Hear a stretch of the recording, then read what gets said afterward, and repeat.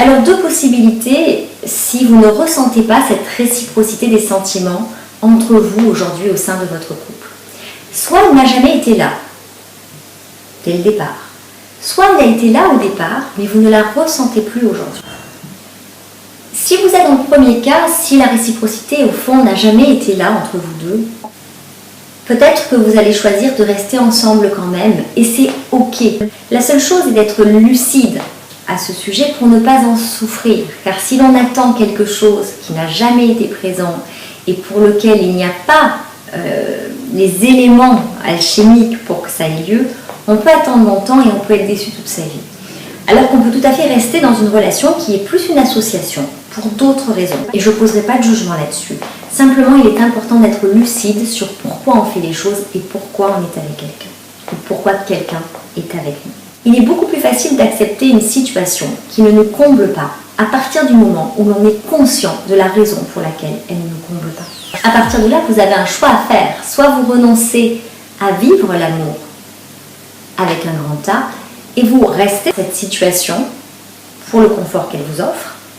Soit vous souhaitez vivre cet amour avec un grand A et alors j'ai envie de vous dire, ne perdez pas de temps dans une relation dans laquelle vous ne pouvez pas aimer la personne qui est en face de vous ou la personne ne vous aime pas. Ne perdez pas de temps à aimer ceux qui ne sont pas capables de vous aimer en retour. Ceux qui veulent vous changer, ce qui est un symptôme chronique du non-amour. Ils passent juste complètement à côté de vous. Tant pis pour eux. Passez votre chemin. Et ayez aussi le courage de quitter celui ou celle que vous n'êtes pas capable d'aimer en retour. Vous passez complètement à côté de lui ou elle. Tant pis pour vous. Soyez vrai et partez. Et laissez-lui une chance d'être aimé pour qui il ou elle est, comme il ou elle le mérite.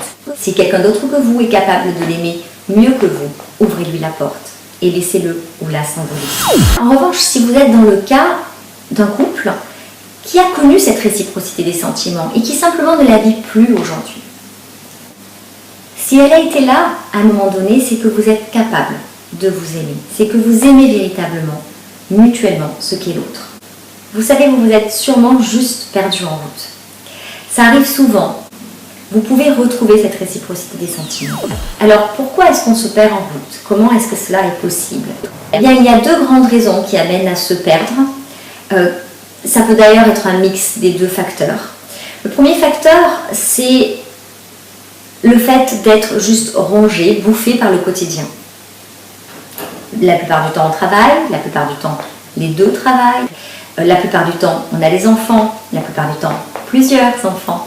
Évidemment, au bout d'un moment, tout cela fait que l'emploi du temps explose, l'emploi du temps de chacun des partenaires explose, et que l'on n'a plus le temps de se consacrer à la relation de couple.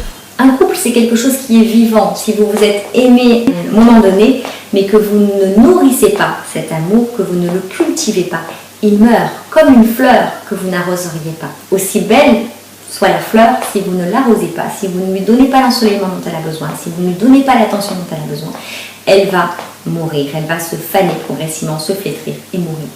Eh bien, c'est pareil pour votre amour. J'ai beaucoup de couples qui me disent avec beaucoup de sincérité, on s'est vraiment aimé, on s'est aimé sincèrement, on ne sait pas ce qui s'est passé. Sauf qu'ils n'ont pas pris ce temps de nourrir, de cultiver, de continuer de faire grandir leur relation. Le deuxième facteur qui fait que l'on peut se perdre dans un couple, même si l'on s'est aimé au départ, et même parfois très fort, eh bien c'est le sable qui s'immisce au sein de la relation. Alors le sable, c'est une expression chère à John Gray qui a écrit « Les hommes viennent de Mars et les femmes viennent de Vénus ». Vous connaissez peut-être. Il utilise le terme sable pour parler de ce qui vient s'immiscer, se coincer dans la relation. C'est-à-dire, moi je parle souvent de vitriol dans la relation, c'est les reproches, c'est toutes les choses que l'on ne dit pas, donc les non-dits, tout ce que l'on ne digère pas, tout ce qui vient en fait, on parle aussi de collection de timbres, tout ce qui vient en fait s'accumuler au sein de la relation et qui l'abîme. Et guess what? Eh bien, ce sable va créer une érosion des sentiments.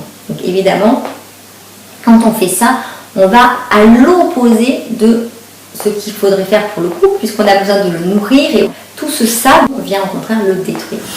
Alors peut-être que vous avez un petit peu des deux facteurs. Peut-être que votre emploi du temps est un agenda de ministre et qu'en plus, effectivement, il y a eu des mauvaises habitudes relationnelles qui ont été prises, qui ont fait que vous avez créé de plus en plus de sable dans la relation et que du coup, vous avez un petit peu détérioré la qualité de la relation, vous avez créé une érosion de vos sentiments.